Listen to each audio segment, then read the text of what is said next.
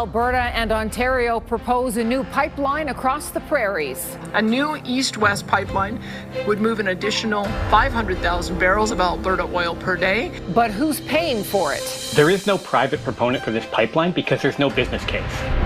Plus, hot off the grill. Oh, it smells so good. I just couldn't resist as I was walking down the midway. The cost of beef jumps again, but people are still buying. Maybe meatloaf instead of Sunday night roast. And the office vacancy rate finally drops in Calgary, but not downtown. Additional services are required in the suburbs. That's where the population is growing. Neighborhood commercial space is getting scooped up to keep up with families on the move. CTV Calgary, local breaking news with Tara Nelson. Hello, and thank you for joining us. A new week and a new pipeline proposal from Premier Danielle Smith, this time partnering with Ontario's Doug Ford to push for a cross-Canada connection dubbed the Northern Shield. As Kevin Green reports, Smith and Ford call it a nation-building project, but critics question whether it makes economic sense. Alberta's Danielle Smith and Ontario's Doug Ford joined in Calgary to make the case for a cross-Canada pipeline that would take crude from Hardisty, Alberta, eastward across Canada to Sarnia, Ontario, to supply refineries and factories there. By connecting Alberta's energy with Canadian refineries and European markets, we can create jobs, grow our economy, and make the most out of the world-class resources that we've been blessed with. The pipeline would carry 500,000 barrels per day to start, with the potential to expand to 800,000. If there's one thing we can all agree on, it's this. We need to take action now to protect Canadian jobs and Canadian families. The big question is, who pays? Smith and Ford say they'd like a private sector proponent, but indicated they're prepared to go ahead without one. We'll reach out to the private sector, but we won't hesitate to do what the government in Canada and Alberta's doing. Meaning taxpayers could be on the hook for a large part of an undetermined but certainly multi-billion-dollar cost. Greenpeace Canada says it doesn't add up for the economy or the environment. Why not cut out the middleman and just have Canadians send their tax dollars directly to ExxonMobil? There is no private proponent for this pipeline because there's no business case. Calgarians we spoke to say a cross-Canada pipeline is a good way to spend tax dollars. I think that to build a line right across the Canada will be beneficial to everyone. Well, we need to do something to improve our economy, like if it helps, other people get jobs and boosts the economy, I'd be for it. The Macdonald-Laurier Institute argues while the economic case is fuzzy, Canada needs to think about energy supply, security and reliability. If you can displace some Russian product, for example, if you can replace some product from OPEC that goes through the Strait of Hormuz that right now Eastern Canada depends on, that would also be a win. The Northern Shield proposal stems from an agreement between Ontario, Alberta and Saskatchewan to study new energy and trade infrastructure. Kevin joins us from McDougall Centre tonight where that announcement was made this morning. So, Kevin, is there a timeline for any of this? Tara, neither premier would commit to any kind of a timeline, though both clearly wanted to be started as soon as possible. A feasibility study is already underway. That's being conducted by Ontario. It's expected to wrap up by the end of this year. But this project has to cross 4 provinces, Alberta, Saskatchewan, Manitoba, and into Ontario. And conspicuous by his absence, both here in person and in any of the documents related to this project, is Manitoba's Premier Wab Kinew. We reached out to him several times through the day today, but haven't heard back. In any event, the build-out of this pipeline will likely outlast the political careers of any of the premiers who are pushing for it right now. That adds another level of uncertainty because it's unclear how their successors will view a publicly funded pipeline. Back to you. Okay, Kevin Green reporting. Kevin, thank you. The man who spearheaded a petition to stop coal mining in the Alberta Rockies says he's now meeting with lawyers after the province decided not to send the issue to a referendum. Corbline says he questions whether Elections Alberta was fair in its process to validate petition signatures. The Water Not Coal petition got more than 207,000 signatures, but Elections Alberta tossed more than 35,000 out. Lund says that seems like a ridiculously large number given the thoroughness and dedication of volunteers. The country singer says the group has 30 days to put the issue before a judge for a review. Elections Alberta says it is ready to begin verification of the Stay Free Alberta petition. It has 3 weeks to verify that petition. Elections Alberta will make sure people have only signed once with all the required information, including full name, address, and contact information. During the 21 days, a random sample of people who signed will be contacted to confirm their information. If the petition is successful, Elections Alberta will submit a copy of the proposal to the Justice Minister, who will refer the proposal to the Lieutenant Governor.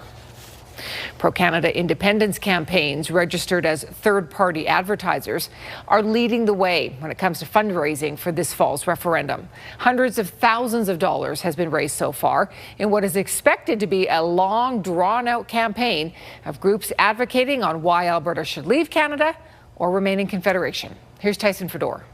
As Calgarians dust off their Stampede boots, campaign organizers are throwing on the work boots ahead of October's 10-question referendum. Let Alberta Decide. It's the name of one group campaigning for Alberta independence, and fundraising is off to a flying start. I would like to think it's because we're doing a better job and have maybe a better message, but all of the pro-independence groups are important, as are the ones that are for Stay Canada. I mean, this is what democracy is about. In nearly 3 weeks, the group has raised close to $250,000. These numbers were reported to Elections Alberta last week and show another independence campaign has secured $82,000 in donations. But on the other side of the aisle is Stephen Carter and his pro-Federation campaign, raising $26,000 as of last week. The Separatists are raising about $150,000 a week. So, we're raising 10, they're raising 150. We have to be realistic. We're not going to keep up with them. For Wilson, he says he is receiving donations from everyone and has had conversations on the campaign trail with those who wish to remain in Canada. It's from blue collar, professional, moms, the younger generation, grandparents. It's really broad spectrum. This is the one that keeps us in Canada, and this is the one that says no, we're not going to scapegoat immigrants, and we're going to live by our Canadian Constitution. But the vast difference in fundraising is not a surprise to one political watcher. The folks that are in favor of separatism are pretty passionately motivated in their support and willing to put their money where their hearts are on this. Carter says his campaign is twofold: remain in Canada and convince people to vote down the 9 government questions on immigration and the Constitution. I'm facing off against the separatists for one question. I'm facing off against our own Alberta government for the other 9 questions. As for Wilson, he says he is up against pro-Federation groups and the provincial government to have no rules on spending. The frustrating thing for those like myself who believe Alberta would be better off independent is that these announcements all involve taxpayer money, committing further debt to our children and our grandchildren. And Tyson joins us now. So, Tyson, what are some of the spending limits and the fundraising caps imposed on these groups from Elections Alberta? Well, Tara, 22 groups have registered with Elections Alberta as third-party advertisers at this point, and each group can raise about a maximum of $607,000. Keith Wilson's group is already a third of the way there, but there are no rules with Elections Alberta when it comes to operating multiple groups, so potential people involved in this can do so, and there are, as we said, 22 people involved. So one person, a union, or a business can actually donate up to $5,000 annually to each group. Tara? Okay, Tyson, thank you. Both Stampede and Summertime have more people reaching for steaks and burgers for the old barbecue. You're going to feel the pinch even more because prices have beefed up once again. But as Alicia Philberg reports, a bit of relief could be on the way. Ribs, brisket, and burgers are popular at Calgary Stampede, but can come with a hefty price tag. And not just because it's from the Midway, but also due to the rising cost of the main ingredient. This was $55, so, everything costs more on the grounds, but it's worth it for once a year at Stampede. Great experience. Gotta love Alberta beef. Beef prices continue to soar. In May, they were up more than 2% from the previous month. That's 13% higher than last year at this time, and 63% higher than 5 years ago, according to Statistics Canada. Despite the beefy cost, Canadians aren't cutting it off the menu. Last year, the Canadians consumed slightly more beef than they had in the year before, even though prices were up. We're eating more ground beef and fewer strip loins. The high prices come from that increased demand while supply has shrunk. Many ranchers chose not to keep as many cattle during recent drought years, which made feed expensive on top of other rising costs. We've experienced actually on my operation 4 years of drought. People around that actually for the last 3 years, each year they've knocked in. Some of them, from 1,000 cows knocked off 200 cows. In the following year, still drought, so another 200 cows went out of production. That's now starting to turn around, with Canadian herds growing for the first time in years. But it's a slow process and will take a while to feel the impact. We're a little ways out from sustained price relief at the grocery store, but definitely we are moving in the right direction for consumers. Until then, everyone has to fork out a bit more for their beef. Raise of about 10% in costs, so of course prices have to follow. There's no way that anybody's going to make no money doing what we do, right? Everybody wants the Alberta beef. Everybody wants to keep eating good quality food. Alicia's down at Stampede Park tonight. So Alicia, how is the beef pricing situation expected to change then? Well, Tara, the Canadian cattle herd has increased by about 2.5% this year compared to last year. That's by about 270,000 animals. But it will take time for more calves to be born and make it to market, up to about 18 months from when a calf is born. Now, right now, the price of a kilogram of ground beef costs about $16. 5 years ago, that was about $10.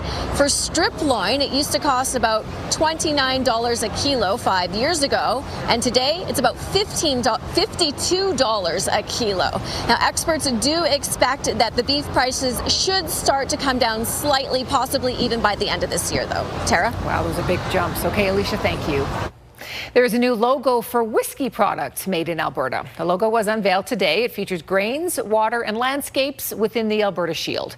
To be an Alberta whiskey, the beverage has to be made with 100% Alberta water and a defined proportion of grains sourced from local farms. The distilling industry says this is a long time in the making and it'll make a big difference. Whiskey is a global thing, and we want to start saying, you know what we're doing in Alberta is the best in the world. We make it, I'm confident, 100% confident, we'll continue making the best in the world, and just more and more people will know about it. The logo was selected in collaboration with industry partners. The Whiskey Act, which is behind this new labeling, was also the first provincial bill to be crafted with the assistance of artificial intelligence. There was a bit of a twist on the traditional Stampede breakfast at Cross Iron Mills today. Now, it did have, of course, the most popular item on the menu. That would be the pancakes, and it did have long lines of people. This time, an estimated 7,000 people waited patiently for those flapjacks. The Calgary Flames also made an appearance. This is where breakfast stepped out of the box, though. There was a pancake toppings bar. So we have none of that corn syrup on a dry pancake this year. We have fresh fruit and some sprinkles and some M&Ms to really get those layers of flavor onto our pancakes. In addition to breakfast, there was Western-inspired entertainment and a kids zone. Danielle joins us now. A toppings bar. They've knocked this out of the park now. I mean, perfect weather and a toppings bar. What a fantastic day for anyone who went down to that. Yes, fresh fruit. Perfect. Okay, so we had a bit of a windy day in Calgary, but outside of that, we had sunshine and perfect temperatures right around where they should be. High pressure is in place. We're looking at stable weather tomorrow as well. 21 degrees is the temperature right now, gusting around 40 kilometers per hour. Sunshine still out. It will come out again tomorrow, and the clouds will stay away. Tomorrow's another stable one, but in the afternoon, those winds will build back in up to 40 kilometers per hour again. So stable tomorrow, but by Wednesday and Thursday, we are looking at some active weather in the forecast. We'll talk more about that in just a little bit, Dara. Thank you, Danielle. Calgary's downtown office vacancy rate remains quite high, but head into suburban neighborhoods and commercial real estate space is being snapped up. We'll tell you why. And a Good Samaritan stepped in to give someone CPR while waiting for paramedics. So why did he also get an ambulance bill? That's next.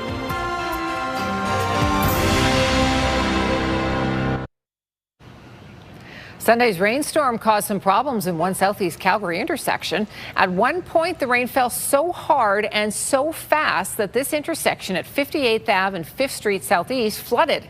One vehicle got caught in the deluge. Those inside did manage to get out, but firefighters had to carry them to safety. That intersection was closed until the water levels receded. A dog was rescued after a fire near Nose Hill earlier today.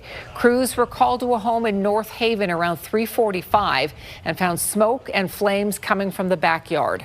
The fire had spread into the attic as firefighters began knocking down the flames. Now, nobody was in the home at the time, but a small dog was rescued. A fire investigator is now looking into the cause. Calgary's office space vacancy crisis may be easing, but not downtown. A new report reveals strong absorption of empty office space since the start of 2025. But as Tommy Osborne reports, suburban neighborhoods are leading the charge. Suburban communities in Calgary are scooping up new tenants to fill office space.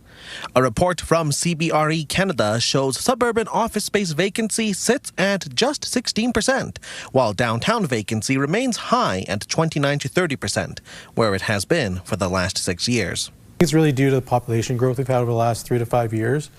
Additional services are required in the suburbs. That's where the population is growing. Since the start of 2025, suburban offices recorded 1.1 million square feet of net absorption, with a 160,000 square foot lease at Imperial Oil Campus last March, marking the largest suburban office deal in Calgary since 2018. What's been driving the suburban absorption this year has been the construction industry, engineering, and public services, so any government agencies. Communities outside the downtown core, like International Avenue, are reaping the rewards of low vacancies and population growth. You're seeing a densification that actually will, I think, really help the businesses in the long run. She says there are very few vacancies, and businesses often move into empty spaces in a matter of weeks. However, for businesses like IU's Boutique, a tight rental market isn't always a good thing. The rent is very, very high in the area, and we barely surviving. If it goes on the way it is right now, I'm just waiting for my lease to come up. Ahmed hopes for more government support to help small businesses, saying it's needed to help businesses like hers manage rent. I want the Alberta government to pay attention to small businesses and support. That way we will have the encourage to work harder, and our community is growing. On the industrial side, the past year has contributed 1.7 million square feet of new supply. Tommy Osborne, CTV News, Calgary. And the CBRE says the office conversion program downtown has taken about 3.6 million square feet of inventory away, but that is offset by sublease space coming onto the market. This is CTV News, Calgary. Let's bring Danielle back in now. It kind of was the perfect day out there if you were stampeding because it wasn't too hot, but it was still nice and sunny. Yeah, the Goldilocks weather. And, you know, typically when you get a wind at 40 or gust 40 kilometers per hour, it's a little too windy, but it's a little bit welcomed when you have all that heat because it helps cool things down for a second. So we had a bit of a breeze. We had some sunshine. We had temperatures right where they should be for this time of year. 21 was the high in Calgary, and 22 is a normal daytime high for this time of year. So it was ideal. And tomorrow will be very similar, where we're looking at those light gusts. We're looking at lots of sunshine, but we are looking at exceptionally more heat in many communities for tomorrow. Many communities will get into that 30-degree range. Calgary will get close to it. All right, 21 right now at the airport, 22 in Lethbridge, 23 in Brooks and Drumheller and Medicine Hat right now. And here's a look at those calm winds for pretty much every community in southern Alberta except for Calgary. We did get up to 46 kilometers per hour. So a little breezy at times, but that wasn't the whole day. Radar and satellite, nothing to talk about in the south end of the province because we have high pressure in place, and that's keeping things nice and stable as we go here. The difference is as we get into Wednesday and Thursday, this pattern will break apart a bit, and that will leave us open to some thunderstorm activity. You can see the stateside system. This will push into the far south for tomorrow, so we will see some of that activity in the far south. I'm going to push this through to tomorrow, and as we get into tomorrow morning, you see the cloud cover pushing in to the south end, and by the afternoon, isolated showers possible, but very sporadic and very isolated. We may catch a couple clouds from this in Calgary, but nothing really to talk about. It's another stable day for the city. All right, let's fast forward to Wednesday, and Wednesday by the afternoon hours, there will be some storms bubbling up along the QE2. We could see some of this activity in Calgary, and then we will certainly see it closer to the Saskatchewan border. So Medicine Hat south, even as far east is Coots, Milk River, and then up along that Saskatchewan border, you can see these cells looking more intense because there will be more heat and more instability there as well. All right, and that same thing goes for Thursday, that same type of pattern. Heat for tomorrow, 27 degrees is our daytime high. Again, tomorrow should be stable in the city, but late Wednesday, late Thursday, especially after 4 p.m., that's when we get into the chance of those isolated showers and the thunderstorm activity. We'll bump down to those mid-20s for Wednesday and Thursday and remain in the mid-20s for Friday and the weekend, but it looks like high pressure will build in for Friday and the weekend, keeping things stable and sunny. That's your Action Furnace 5-day forecast. Thank you, Danielle. An Edmonton man is disputing a recent bill from Alberta Health Services for ambulance service. He says it was a surprise to him to be charged for a minor checkup that didn't include a trip to the hospital. CTV's Naramanisa explains.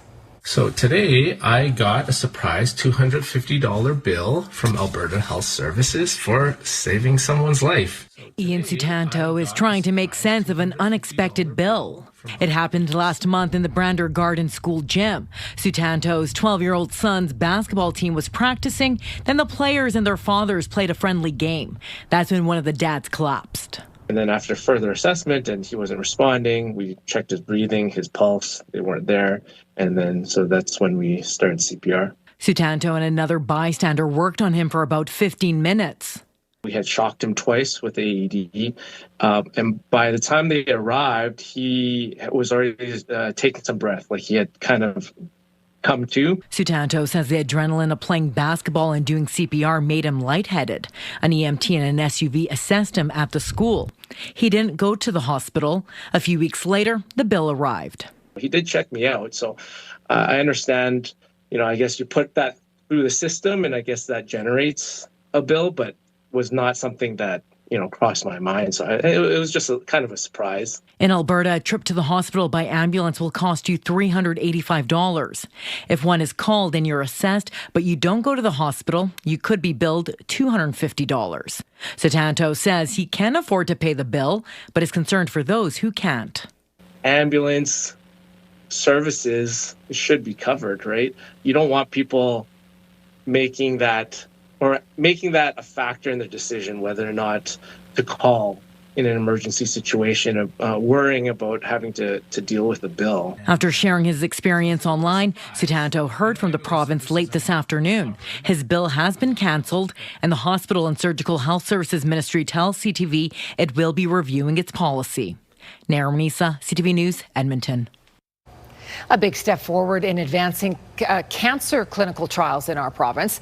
The Alberta Cancer Foundation is investing $35 million to support operations and expand infrastructure at flagship research hubs across the province. It includes support for Calgary's Rodeo Centre for Cancer Immunotherapy and a Worco Family Centre for Clinical Trials. The Cancer Foundation says clinical trials are critical in the fight against cancer since they often result in new and better treatments. What's really important about trials is not only do they help patients today, and this would be patients who maybe traditional treatment options might have failed, or the standard of care, as they refer to it, might have failed and might not work. Clinical trials give that patient hope for that this treatment might work, might help them. But they're also how we get the better treatments, and again, maybe some cures of tomorrow. The Cancer Foundation says over the last 25 years, the province has gone from having one of the lowest cancer survival rates in Canada to one of the highest. There are new calls for wage equity. They come after a report finds Alberta ranks the worst in the country when it comes to the pay gap between women and men. And a bright fireball zips across the provincial sky. So what exactly was it? We'll ask the experts next. 64 cents on the dollar. That's not the loony dipping. That's what women in our province make versus men annually, according to the report by the Canadian Centre for Policy Alternatives. It is the widest wage gap in the country. Now, there are reasons behind the disparity, but as Tyler Barrow explains, there is also room for improvement. Alberta has the widest gender pay gap in the country. Women in the province earn 64 cents for every dollar a man makes annually, according to a report by the Canadian Centre for Policy Alternatives. The national average, 72 cents. The report also looks at weekly earnings. Female workers in Alberta make 71 cents for every dollar a man makes. Nationally, it's 80 cents. The think tank points to a multitude of factors. The government has, taken, frozen minimum wage for a long time in Alberta. Again, that tends to impact low-wage workers the most, disproportionately female. Scott also highlights provincial cutbacks in areas where women tend to work, like education and healthcare. Meanwhile, women who will soon enter the workforce want to make sure they get their fair share. It's disheartening, it is, because as a woman personally, I'm working just as hard as men. A wage gap really just devalues their sacrifices, and it kind of demotivates in a way. Really disheartening for me to hear, because I feel that with that statistic, my chances of success are lower than my male counterpart. At least for Hunt, who's a petroleum engineering student, her eventual salary should be more competitive. The wage gap in Alberta is partly driven by the male-dominated oil and gas sector. Many men are in those positions, and so many of those positions are high-paying, really does skew the averages quite a bit. Cook does point to the need for the province to have a more thorough system to address pay inequities. Others call for more transparency and policy change. There needs to be processes in place by which people can analyze the wage differences at a closer level. Tyler Barrow, CTV News, Calgary. The UCP government tells CTV News it continues to work on policies that help all workers, and it's reviewing developments in other provinces to guide its approach. A man has been charged after more than $250,000 in industrial equipment and copper wire was stolen. On November 4th, police say 3 suspects were able to get into Cryptotherm Manufacturing Inc. near 52nd Street and Glenmore Trail. The thieves fled with $255,000 worth of equipment and wire. After using DNA analysis, police charged 54-year-old Tyler Ferris with break and enter. Anyone with information about the other suspects is asked to contact police or Crime Stoppers. A FIFA celebration has gone viral. Norwegians everywhere jumping in on the Viking row after Norway beats Brazil.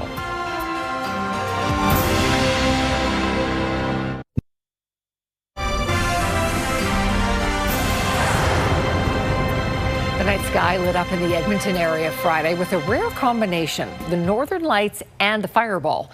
That fireball was spotted by Aurora watchers and recorded by doorbell cameras across Alberta. CTV's Nora Rashog has more.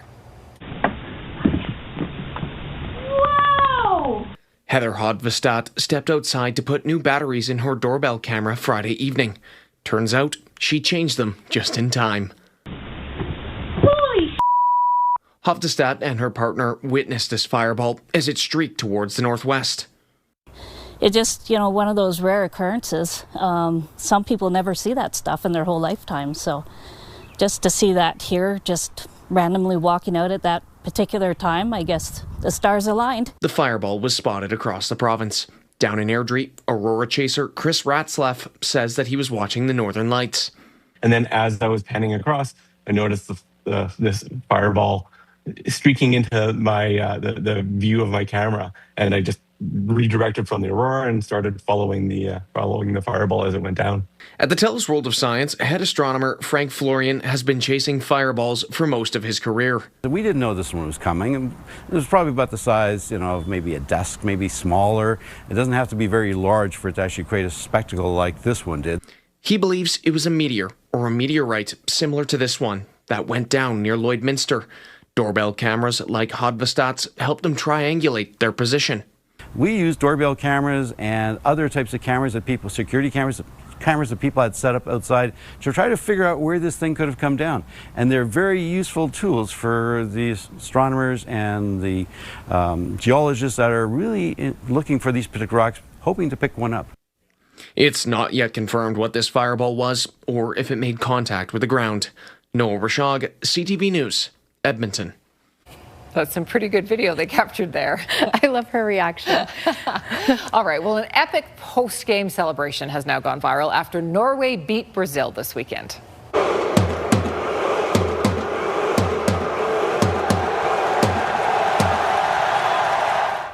Okay, so that's Erling Haaland leading his team and fans in the stands in what they're calling the Viking row. Haaland scored twice as Norway knocked out 5-time champion Brazil 2-1. The victory, of course, is stirring up pride in Norway. It's tiny. It's only got 5 million people in it. And this marks the first time the Scandinavian country has made it to the World Cup quarterfinals. It's like their whole country is right there. Exactly. I love the row. That's yes, awesome. That's awesome. Well, Brazil's fans might want to head to Mexico City next because that's the perfect place to drown your World Cup sorrows. Nice name. It's the Losers Cafe, and they're giving fans a chance to claim a free drink if your country has been knocked out of the World Cup. Aww. So if you show up and you've got your national team shirt on or you bring it with you, you get a free drink. Unfortunately, that means us too. We're going to have to head down to Mexico City too because we're also knocked out. That's a nice touch, though. Yeah, very good. Well, there's going to be a lot of people proudly showing off their animals down at Stampede this week, and this little guy might want to join them. These are my ladies. This is Jill. This is my lady Amy. Little Susie. Brianna. This is 3-year-old Caleb. He likes to show off his feathered friends. They've all got names. None of them seem to mind being shown off. He loves his ladies, and that's why the chicks all flock to him. He's a good presenter here. Yes, Maybe he'll end up in the grandstand show or something. That would be good, yeah. He knows what he's doing. Well, still to come, some shocking video captured on a BC highway. It shows a woman apparently asleep behind the wheel of a Tesla. Kids are in the car. They're traveling in BC. We'll tell you what police have to say next.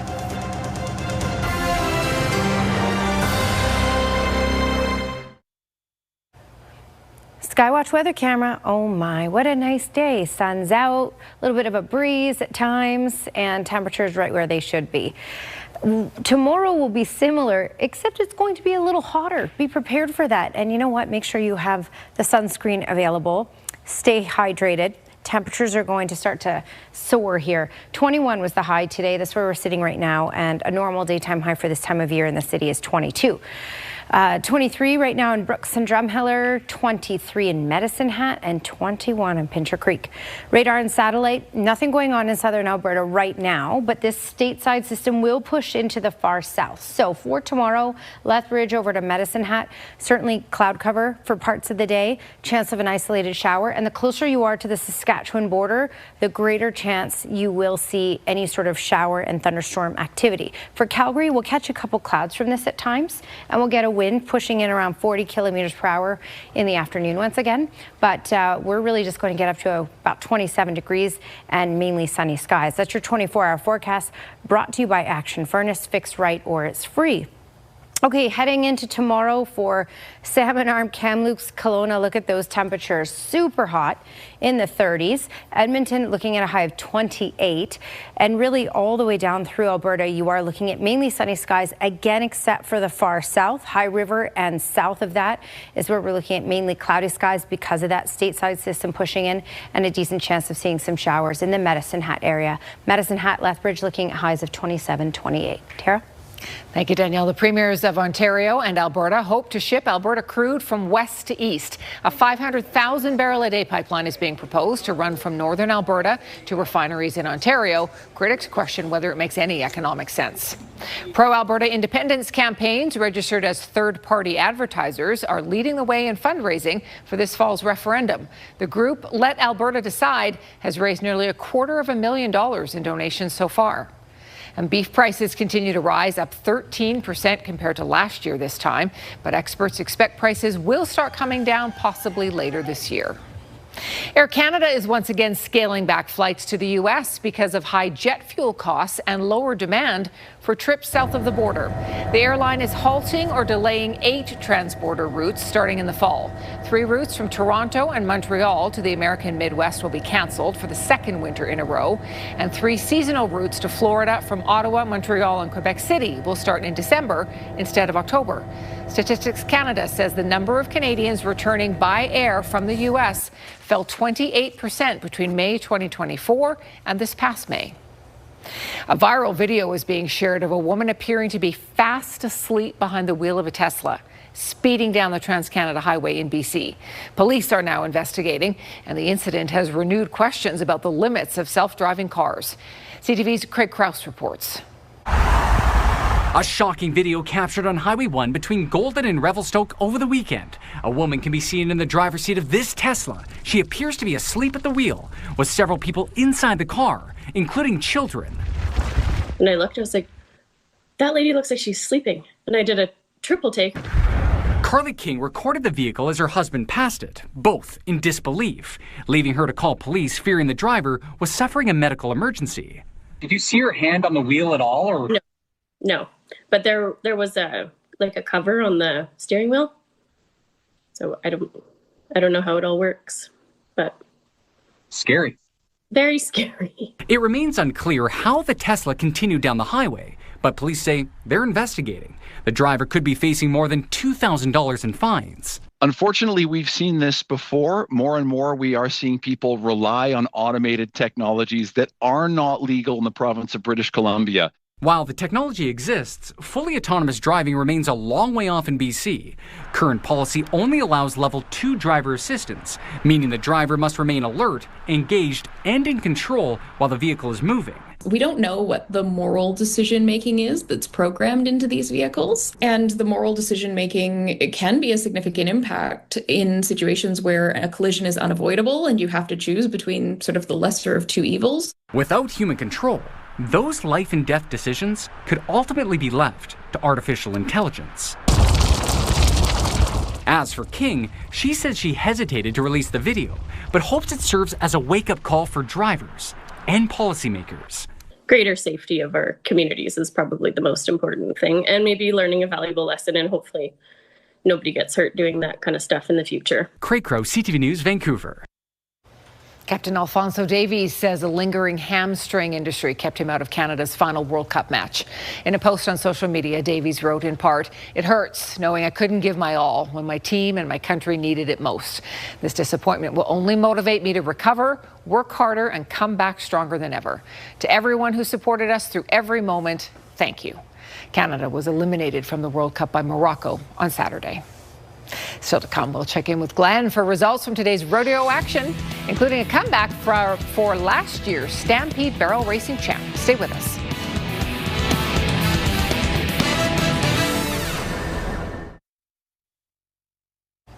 It is day 4 of the Stampede Rodeo, and that means a whole new set of cowboys and cowgirls. Glenn is down at the grounds. Hi, Glenn.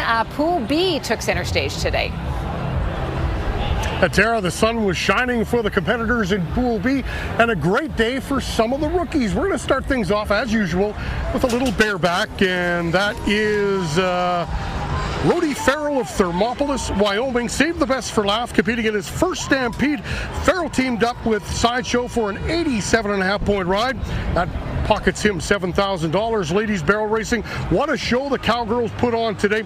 4 times in the 16th. Best turned in by Carly Otero of Perrin, Texas. Otero got around the barrels with her horse Regina in 16.92 seconds. That's worth $7,000.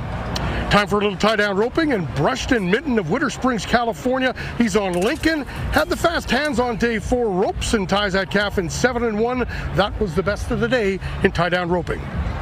Steer wrestling, we had a tie for first place this afternoon. Ty Erickson of Helena, Montana gets that steer down in 4 seconds flat. Yeah, that's a good time. Not to be outdone, Dalton Massey of Hermiston, Oregon would equal that time a little later, so they split the first place prize of $6,250.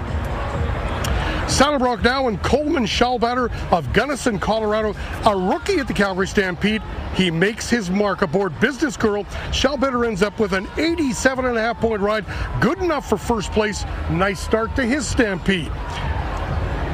Breakaway roping now. The best time of the day turned in by Cheyenne McCartney of Kingston, Oklahoma. Ends up with a 3-1.